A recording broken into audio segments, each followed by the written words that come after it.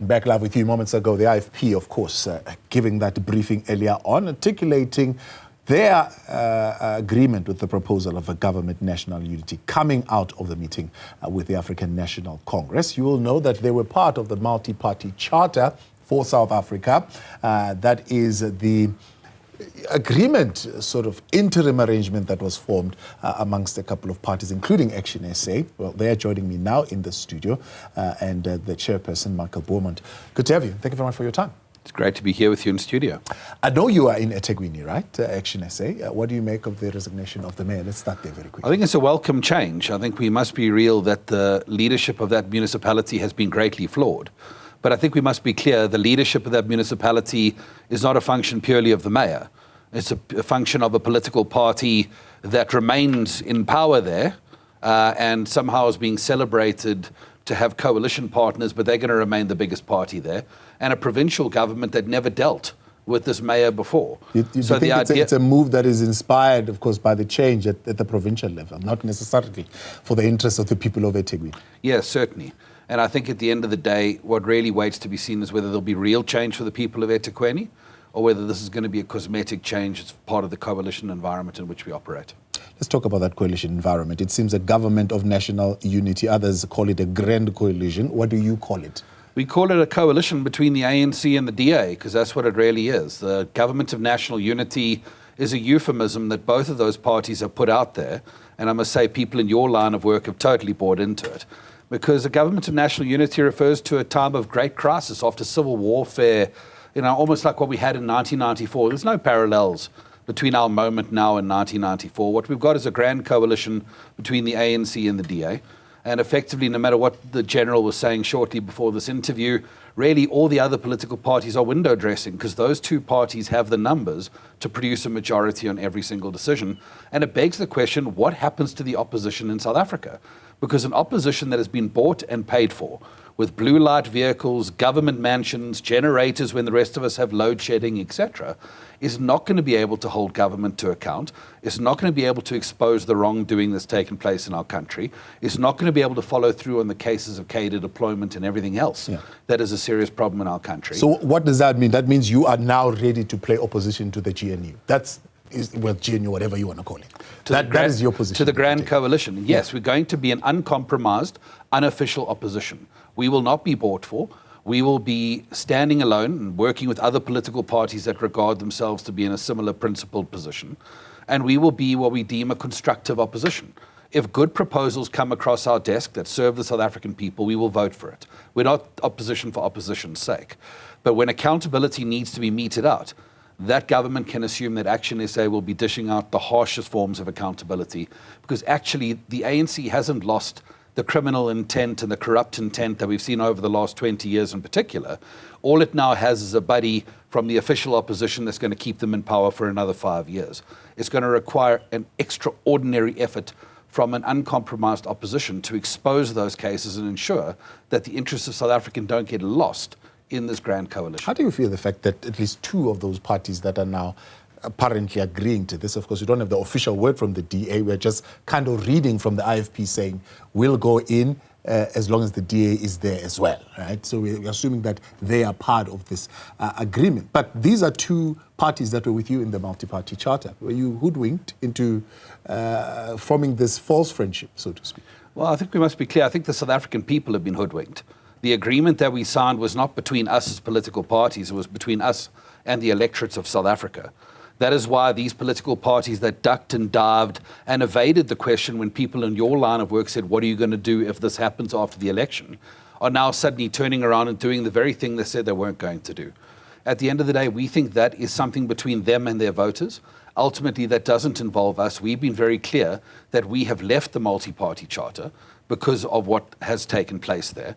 But we made a commitment, we've stuck to that commitment, and I think the South African voters will see over time that we are loyal and dedicated to the agreements that we sign, and we can be trusted to do after an election what we said we were going to do during an election. Right, let's get some analysis. Also joined by Dr. Levy Ndou. Good to have you, Doc. Thanks very much for your time. It's familiar ground for IFP, is it not, to be in a government of national unity? How did it work in 94 for the party, and how do you think it's going to pan out this time? Good evening, Thabo. Good evening to the viewers at home. Good evening to ActionSA. Well, I think the situation between 1994 and now, it's a bit different in the sense that in 1994, the ANC had got an overwhelming majority, and therefore they decided to invite other parties to form the government of national unity. Now, in 2024, the ANC did not get the 50+1, and they are actually forced to have other parties working together with them. What has been the relationship between the IFP and the ANC is something that is quite historical in the sense that these are the two parties that were involved in a very huge conflict that left many people dead, and they ended up having to decide to work together to ensure that the violence has to come to an end. We have seen former president of the IFP, Mr. Mangosuthu Buthelezi, being part of the government of national unity as the Home Affairs Minister. At the same time, even in the past administration, we've seen the IFP and the ANC working together and having members of the IFP being given some of the portfolios in government. If you go to the provinces, the ANC and the IFP have been working very, very well together in the province of KwaZulu-Natal. So even though there is bad history between the two, but these two parties appears to be coming together, and their working relationship appears to be moving towards the right direction, and it has a potential to heal the wounds of the past. What do you make of the view of UDM that it won't be a government of national unity without the EFF and the MK party? They could be very much right, because the outcome of the results has actually compelled all political parties to be able to come and work together. But what is very much important for all of us to note is that these parties are not being isolated. These parties are being invited to participate in whatever form of government that could be created by all other political parties. And it is based on how they feel, whether they should participate or not. I like the fact that says that we might call it the government of national unity, we might call it a coalition or whatever form. But what is the truth is that different political parties in South Africa are required to work together, which is an instruction coming from the voters. And those who do not want to work with other political parties are also making their statements very clear. But it is important to note that even though there are parties who would appear not to be prepared to work with other parties, they still have a chance to do so, because we still have over 24 hours in which these parties can also be able to make their minds. Yeah. But at the same time, our politicians should also be very, very careful of what we have observed in coalitions, and especially in the metros, where parties with smaller percentages would want to be in charge of government, and that is not actually the reflection of what the voters have actually said. But the current moment is that parties are presented with an opportunity to participate in the governance of South Africa and contribute in making a change. It is up to these different political parties to decide whether they want to join or they do not want to join. Mark, let's bring you in here. I mean, you are familiar with coalition agreements. We are unlikely going to see this coalition agreement, just like we don't even know your coalition agreement in Tshwane, or the one that you would have had in Ekurhuleni and anywhere else. But what is likely in there? I mean, except for the things that we will see, somebody being given either a chairperson portfolio of a portfolio committee or a ministerial position, what is likely going to be in those agreements? Well, look, firstly, our coalition agreement in the city of Tshwane was publicly available, and we made it that way. And I think one of the big concerns we must have right now is so close to the actual day of electing a president and a speaker, there's no transparency in terms of what kind of agreement is being put on the table. I mean, put differently, the doc indicates that we should all get on board as parties here, but yet no one has come to ActionSA saying this is how we're going to constitute a cabinet. We're going to reduce the number of ministries from this many to this many. We're going to do away with deputy ministers. We're going to make sure that people implicated in state capture are not going to serve in cabinet. And yet, the commentary from many people in the commentariats is we must now join this government around which these things haven't been clarified for us. I think we must start to get an understanding that participating in our democratic system doesn't only mean being in government. Opposition has a vital role that must be played. In fact, if you look at the recent history of our democracy, opposition has been vital in curtailing the arrogance of a majority. Now, that arrogance doesn't go away because it's achieved between two parties instead of one. We need a strong opposition, and we need to have a greater respect for the role that political parties must play together in the opposition environment. And the idea that everyone must be governing together is not a good idea. Yeah. And I don't think that is an expression of the democratic will either. I don't think voters got together around the country and conspired that we must have 19 political parties in government, and that represents a good idea. Look, I mean, I understand what you're saying. You're saying you made it public. There are things that are said publicly. Yes, you put your agreement publicly, what you want us to hear. But there are things that are agreed upon that we hear later on. For example, you hear something like the EFF saying, no, Mashaba was our mayor in the city of Johannesburg.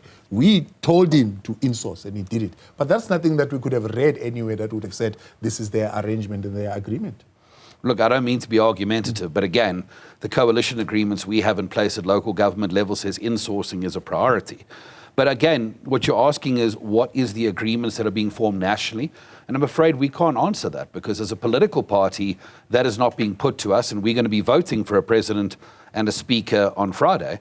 And so obviously the South African people are more at a loss for this information than we are. But it is vital. The question you're asking is vital, is that we need to understand as a country what are the mechanisms going on, because what you normally have in this dynamic is a situation where 27.7 million people are given the opportunity to go and cast their vote for their government. And now you've got a handful of unelected people in a smoke-filled room making decisions on behalf of all those voters. Yeah. And I think there does have to be greater transparency, and there has to be greater understanding as to how this horse trading is taking place, either for or against the interests of South Africans. Dr. Ndou, is the ANC able to be a senior partner, so to speak, in this grand coalition with its 40%?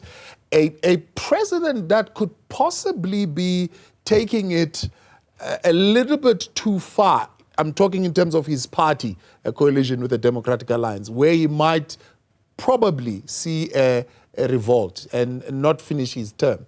But also a deputy president that the Democratic Alliance wants prosecuted by any means possible, and some ministers as well. Is the ANC going to be able to play senior partner in this grand coalition? It could appear to be the case, but we have got instances in South Africa where we have learned that when parties are entering into a relationship on matters of governance, those that would consider themselves as a senior partner will start behaving in a manner that is not acceptable, and which at the end of the day would therefore sabotage the very same government that they are leading. But I want to make a point on what ActionSA is saying.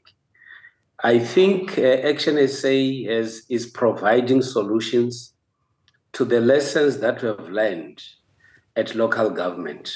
And those are issues that talk to transparency in terms of what are the issues that political parties are putting on the table when they're discussing these coalitions.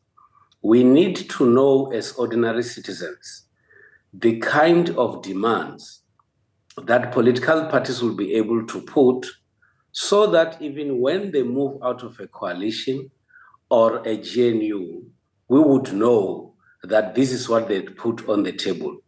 We need also to be able to know the commitments that political parties would make in whatever form of government that will be established, so that we are sure about the stability and governance in terms of the participation of these different political parties.